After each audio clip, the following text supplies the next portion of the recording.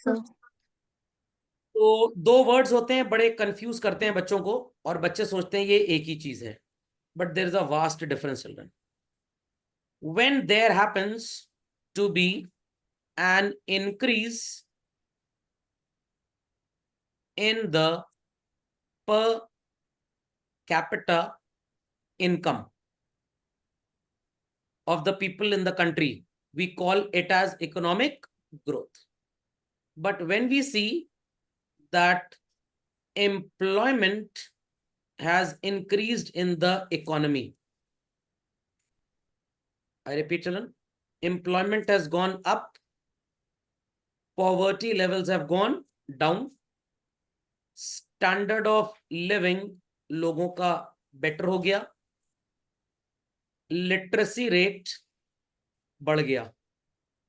इन सब चीजों की वजह से जो होता है that is known as economic development. Difference समझ में आ गया? सो ब्रॉडर दोनों में से कौन सा लग रहा है बच्चों आपको? इकोनॉमिक डेवलपमेंट ब्रॉडर लग रहा है या इकोनॉमिक ग्रोथ ब्रॉडर लग रहा है? डेवलपमेंट ज्यादा ब्रॉडर है, इसमें ढेर सारे पैरामीटर्स आते हैं, whereas here we talk only about income basically. Is that clear? तो झटपट आप इसको अपडेट करें जरा. सॉरी, मैंने शेयर नहीं की थी स्क्रीन, दूसरी स्क्रीन थी. खैर चलिए, नो प्रॉब्लम. नजर आ गया सबको भाई? तो ध्यान से यस मेरी सर। बात सुनिए, मैं फिर से रिपीट करता हूं. When we talk about economic growth, children, we mean to say increase in per capita income. But when we talk about economic development, we mean to say कि employment level will go up, poverty levels will go down, standard of living बढ़ेगा, literacy rate, quality of life भी एक parameter आप दे सकते हैं children. Do it झटपट fast. Yes sir. चलिए, तो एक चीज और ऐड कर लीजिए चिल्ड्रन, क्वालिटी ऑफ लाइफ. खोपड़े में बात गई. तो always remember, economic growth covers only one thing, whereas economic development covers a massive area. Any doubts? Many doubts in the syllabus.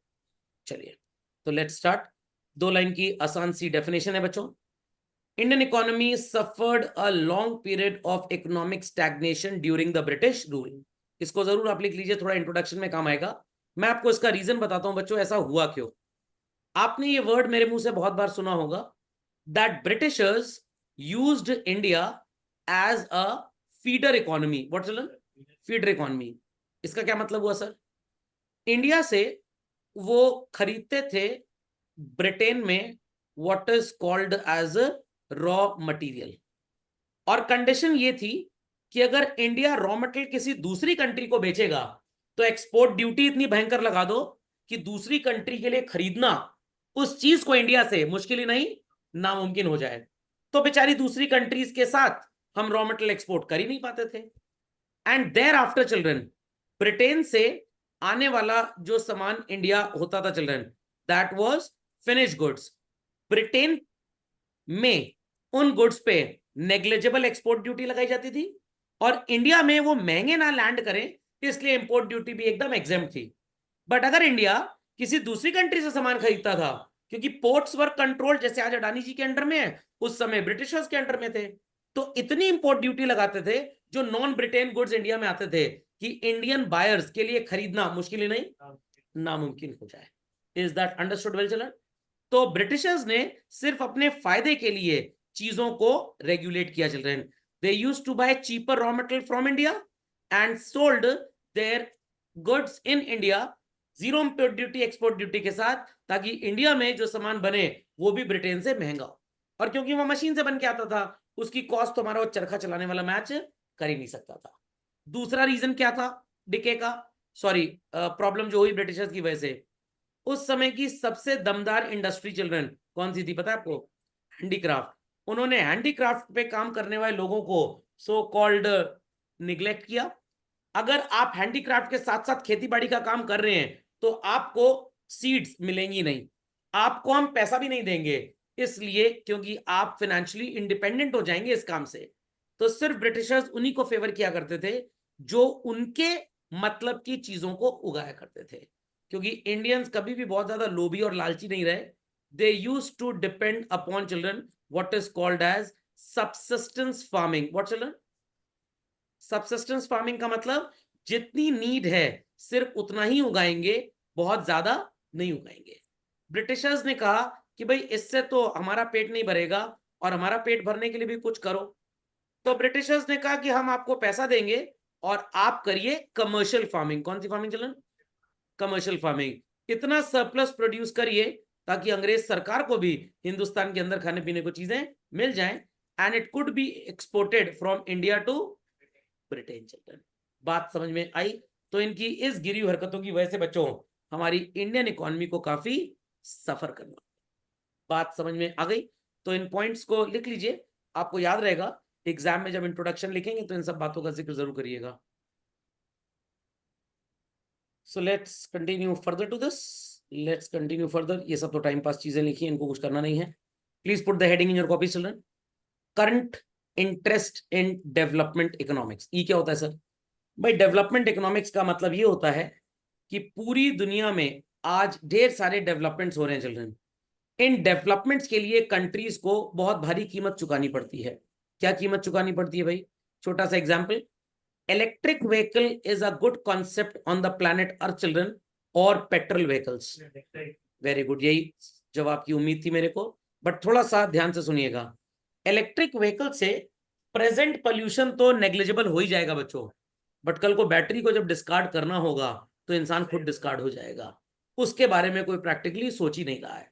तो ये है डेवलपमेंट इकोनॉमिक्स कि भाई डेवलपमेंट के लिए what cost we have to spend, और इससे हमारा एडवांटेज क्या हो रहा है। हेडिंग लिख ली सबने? हेडिंग लिख ली बच्चों? चलिए Yes, sir. 2 लाइन का टेक्स्ट लिखिए। Economic development has increasingly become the central theme of economic thought in recent years. झटपट लिख ले चलो। इसके आगे 2 लाइन लिखिए। But the important fact as to the cost incurred for development is still unheard। सोच ही नहीं पा रहे कि कितना खर्च करना पड़ सकता है इसको मैनेज करने के लिए। Sir. Let's continue further children. Put the heading in your copies. Factors for increasing interest in the problem of economic development.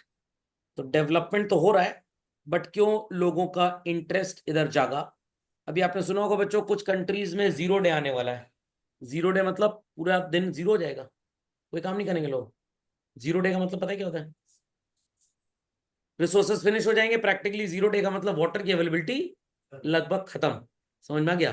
1-2 countries में ऐसा हो भी चुका है।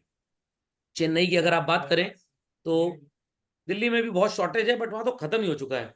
चेन्नई में तो रोड्स बना दी गई डेवलपमेंट के नाम पे सीमेंट की, और इतनी बेकार रोड है, सीमेंट से तो भाई पानी अंदर जाएगा नहीं।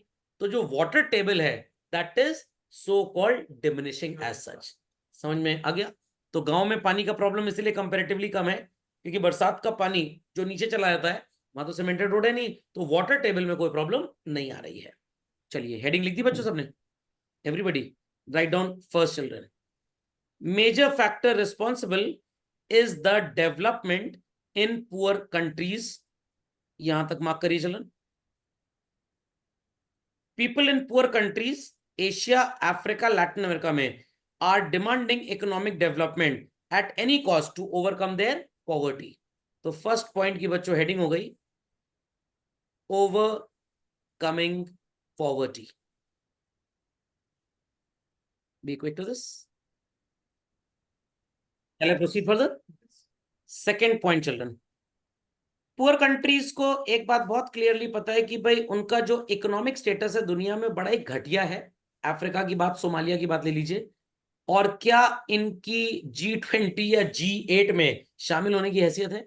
नो। इंडिया भी कभी इसी पॉलिटिकल इंफीरियर स्टेटस में जीता था बच्चों। ये तो 10-15 साल से हमारी हैसियत थोड़ी सी ठीक हो गई चिल्ड्रन। और इनको पता लग गया कि भाई अगर इकोनॉमिक डेवलपमेंट नहीं होगा तो ये बेचारे गरीब के गरीब ही रहेंगे और कभी भी सो कॉल्ड ये इकोनॉमिक पार नहीं बन पाएंगे। Is that understood? तो बच्चों यहाँ पे सेकंड पॉइंट की हेडिंग होगी अवेयरनेस ऑफ इंफीरियोरिटी। अब इंफीरियोरिटी कॉम्प्लेक्स मत लिख लीजिएगा, got it clear? Awareness of inferiority, तो यहां पे मार्क कर लीजिए, they are aware of their economic and political status and only through economic development they can increase their economic power। बस इतना लिख लें। Third point children, consciousness of standard of living। The third point is consciousness of standard of living। तो ये जो inferior economies में लोग रहते हैं, ये भी कॉन्शियस है कि भाई अगर इन्हें मॉडर्न एमिनिटीज मिल जाएं तो ये भी डेवलप्ड कंट्री के साथ लोगों को मैच कर पाएंगे। इनके देश के लोग भी मिस इंडिया मिस्टर इंडिया में पार्टिसिपेट कर पाएंगे। इनके देश के लोग भी यूएस की सिटीजनशिप ले सकते हैं। इनके देश के लोग भी अपने यहाँ कुछ ऐसी चीजें बना सकते हैं जिससे इनके यहाँ भी इंडस्ट्रियलाइजेशन हो जाए बेसिकली। तो दैट्स वाई ये हर हाल में चाहते हैं कि भाई development is the key of success and we should get this at any cost. तो इसकी हेडिंग लिख लीजिए children, consciousness of standard of living. और यहां तक आप इसको पूरा कंप्लीट कर लेंगे। लिख ली लिख भी लीजिएगा, so as to compete with the advanced countries of the world। Quickly, fourth point children, put the heading exploitation by colonial powers। now what is this colonial powers? like जब इंडिया को Britain ने rule किया children, तो हम Britishers के colony थे, मतलब हम उन्हीं की जायदाद थे। सो एशिया, अफ्रीका और लैटिन अमेरिका में सेकेंड वर्ल्ड वॉर से पहले चिल्ड्रन बहुत ज्यादा एक्सप्लॉयटेशन था। उसके बाद ये यूएन वगैरह आ गया, तो ये क्या कहते हैं ओवर रूलिंग वाली चीज ये खत्म होगी बेसिकली। तो इस वजह से भी इनका जो डेवलपमेंट था एकदम ना के बराबर था। एंड दे वांटेड कि भाई अगर डेवलप्ड कंट्रीज के साथ प्रोग्रेस करनी है तो हमको भी अपने यहाँ डेवलपमेंट करना पड़ेगा। तो please copy this point children, exploitation by colonial powers, got it? और उसके बाद आप ये लिख सकते हैं, nationalist governments were established and these governments felt the need कि भाई हमें डेवलपमेंट करना पड़ेगा। अब डिक्टेटरशिप तो कहीं पे भी नहीं होती। इवन चिल्ड्रन अभी यूके में आपने सुना होगा ऋषि सुनक जी हार गए, और वहां पे जो शाही परिवार होता है किंग्स एंड क्वींस, उनको वोट देने की परमिशन नहीं होती। क्यों नहीं है? उसका रीजन बहुत बड़ा है। वो अगर किसी एक्स पार्टी को वोट देंगे, नहीं अपने नहीं, किसी एक्स पार्टी को, तो जो वहां के लोग भी होंगे वो भी उन्हीं को वोट देना चाहेंगे, इसलिए इलेक्शन वन साइडेड हो जाएगा। लेकिन ऐसा अब ये माना गया है कि भाई किंग की जो सो कॉल्ड पार है वो सुपीरियर है, तो अगर वो वोट देके प्राइम मिनिस्टर को सिलेक्ट करेंगे तो उनकी पार की सुपीरियरिटी कॉन्स्टिट्यूशनली खत्म हो जाएगी, इसलिए काम किया गया है। क्या? हाँ वो है, बट कहने को है किंग्स एंड क्वींस, चलता तो अब यही सब है बेसिकली। हाँ, जैसे आप गल्फ कंट्री चले जाइए तो वहां भी इलेक्शन होता है, गॉट इट क्लियर? बट वो इस तरह के इलेक्शन नहीं होते, मतलब डेमोक्रेटिक वोटिंग नहीं होती वहां पे। जो राज परिवार है वो क्या नाम है उन लोग का, मोहम्मद बिन वगैरह वगैरह वगैरह, तो उन्हीं के जो जान पहचान वाले होते हैं, उन्हीं के जो बुआ ताऊ जी मामा जी के बच्चे होते हैं, जाते हैं अच्छे अच्छे स्कूल में पढ़ के आते हैं, London school of economics and all that, और फिर आके कंट्री को रूल करते हैं। कोई फाइनेंस मिनिस्टर बन जाता है, कोई सो कॉल्ड वाटरवेज बन गया मिनिस्टर, इस तरह से बनते हैं वहां पे भी। नॉर्थ कोरिया में इस तरह से डिक्टेटरशिप। हाँ नॉर्थ कोरिया डिक्टेटरशिप है, कुछ है बस। डिक्टेटरशिप ना बोला जाए उनको तो वो आर्मी शिप ही बोला जाए, मिलिट्री शिप है। किंग जोंग उन, उसकी ऊन खो गई थी काफी दिन से, तभी किसी आया हुआ इतना। हाँ बेटा दिस, तो ये जो नेशनलिस्ट गवर्नमेंट जब से बन गई ना बच्चों, तब से प्रैक्टिकली खत्म हो चुका है ये रूलिंग स्ट्रक्चर। काव्य जी, अनुष्का जी, स्नेहा जी लिख लिया? Yes, sir. चलिए, Yes, sir. fifth point children, rich countries have became aware of the need for economic development if they have to have a steady economic growth to avoid cyclical fluctuations। तो बच्चों this would be your heading, avoid cyclical fluctuation। ध्यान से मेरी बात सुनिएगा, अगर आपने कमाई के साथ साथ ढेर सारे पैसे बचा भी लिए बच्चों, और कल को कोविड सिचुएशन फिर से आ गई और लोगों की जॉब वॉब चली गई, तो क्या प्रॉब्लम होगी उन लोगों को? नहीं होगी, उन्होंने क्योंकि सेविंग्स की थी। तो हमारे लिए सेविंग करना हमारा इकोनॉमिक ग्रोथ है, और किसी कंट्री के लिए भी सो कॉल्ड इन फ्लक्चुएशन से बचना सेविंग की वजह से ही उनका इकोनॉमिक ग्रोथ होगा। तो अगर इंडिया जैसी कंट्री के पास बहुत ढेर सारा इंडस्ट्रियलाइजेशन ना होता तो क्या कोविड में हम सर्वाइव कर पाते बच्चों? नो। हमारा कितना पैसा फॉरेन कंट्री की दवाइयों को ही खरीदने में चला जाता, वो तो इंडिया में हमने दवाइयां बना ली, इसलिए बाहर से इंपोर्ट करने में जो हमारे पैसे जाते वो पूरे के पूरे बच गए। Is that clear? तो गरीब देश के लिए इसलिए डेवलपमेंट पॉसिबल जरूरी है क्योंकि वो कॉम्पीट करना चाहता है, और हमारे लिए डेवलपमेंट इसलिए जरूरी है ताकि हम उसको मेंटेन कर पाए। तो उनके लिए इकोनॉमिक डेवलपमेंट एक तरह का इकोनॉमिक ग्रोथ ही है बच्चों। नहीं समझे आप बात को? I repeat once again children, आप पुअर कंट्री लाइक अफ्रीका का कोई भी कॉन्गो, नाइजीरिया कोई भी ले लीजिए, वो क्यों डेवलप होना चाहते हैं? ताकि उनको लगता है कि अभी हमारी औकात दुनिया में कुछ है ही नहीं, हमको कुछ समझ में नहीं आया जाता, हमको एकदम बेकार माना जाता है, बोझ माना जाता है। अगर हमारे यहाँ भी डेवलपमेंट हो जाएगा और अमेरिका को ऑफर करें कि भाई आइए हमारे यहाँ आप ऑर्गेनिक फार्मिंग कर सकते हैं, क्या कर सकते हैं?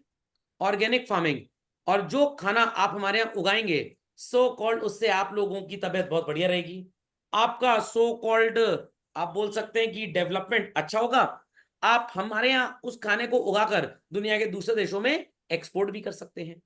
एक छोटा सा एग्जांपल लूंगा बच्चों, एमवे का नाम सुना है आपने? What is Amway? Everybody knows. Yes, sir.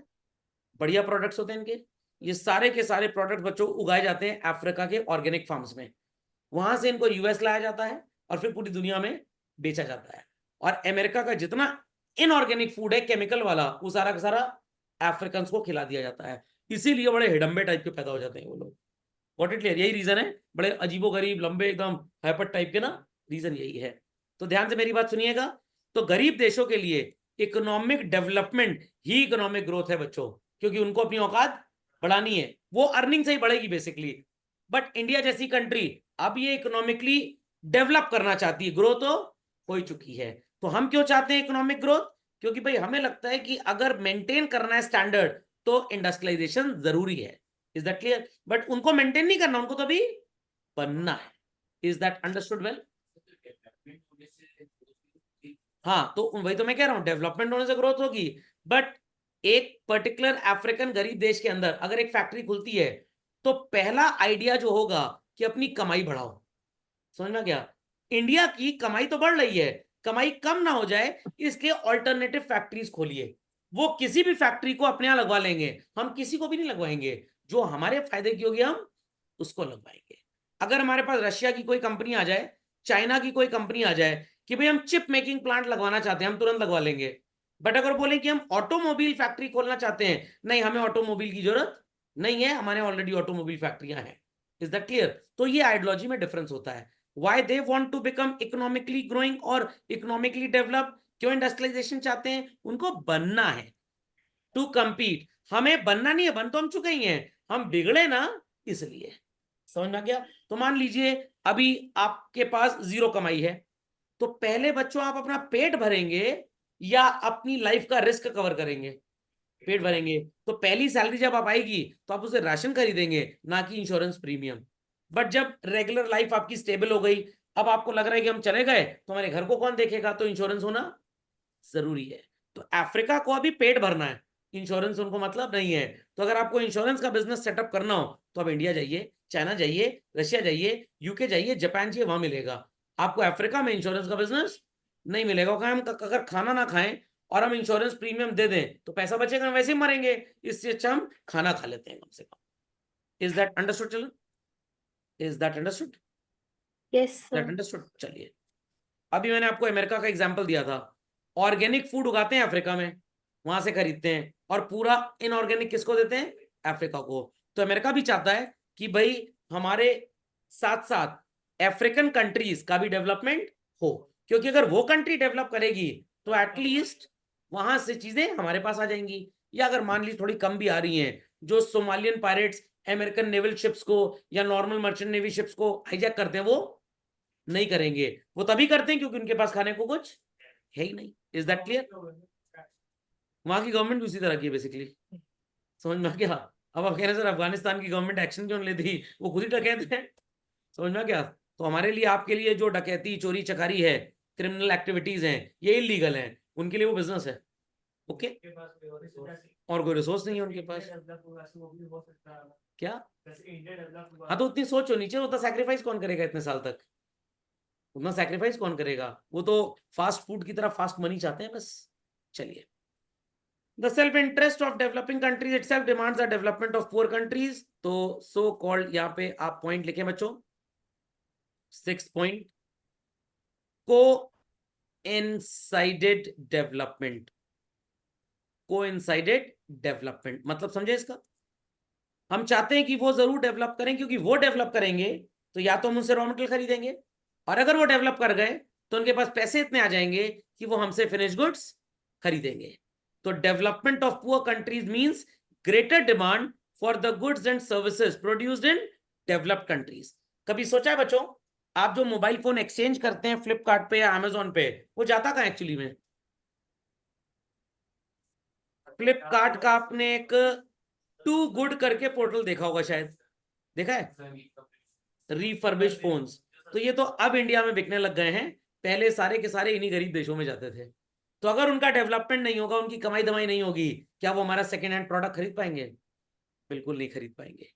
India में एक जमाने में सेकेंड हैंड कार का बहुत बड़ा बाजार था। अब सेकेंड हैंड कार्स प्रैक्टिकली बहुत कम बिकती हैं, क्योंकि लोगों के पास पैसे आ गए तो लोग नहीं खरीदते हैं।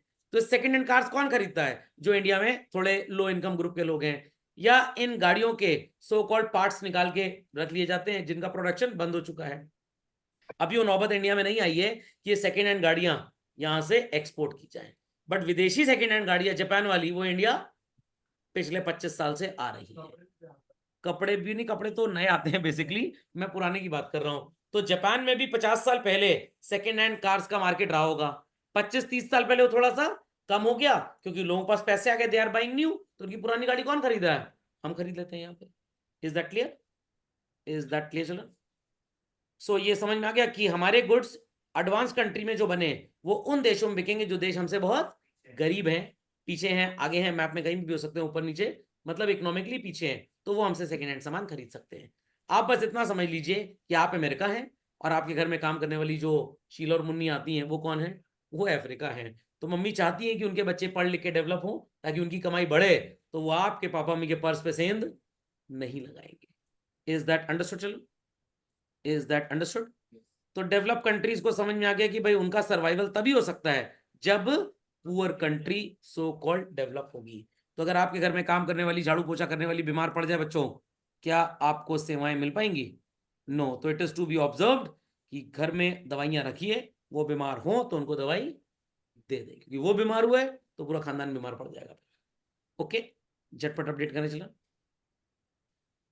Yes. तो ये बात सबको क्लियर हो गई भाई? Economic development ultimately means there should be high level of prosperity. तो ये बात सबको समझ में आ गई? तो गरीब देशों के लिए इकोनॉमिक डेवलपमेंट ही इकोनॉमिक ग्रोथ है, रईसों के लिए इकोनॉमिक ग्रोथ सिर्फ इनकम का बढ़ना, और डेवलपमेंट मतलब बाकी चीजों का बढ़ना। तो you can say economic development many a times result into economic growth actually. अच्छा स्वास्थ्य होगा, अच्छी दवाइयां मिलेंगी, स्टैंडर्ड ऑफ लिविंग ठीक होगा, तो बीमार कम पड़ेंगे, बीमार कम पड़ेंगे तो जॉब में डेली जाएंगे और काम करेंगे, तो आउटपुट जनरेट होगा, इनकम बनेगी। समझ गए बच्चों? चलिए, आज की सेवाएं यही प्रदान करते हैं, स्टॉप करते हैं। अगले लेक्चर में बच्चों इकोनॉमिक ग्रोथ से स्टार्ट करेंगे, ठीक?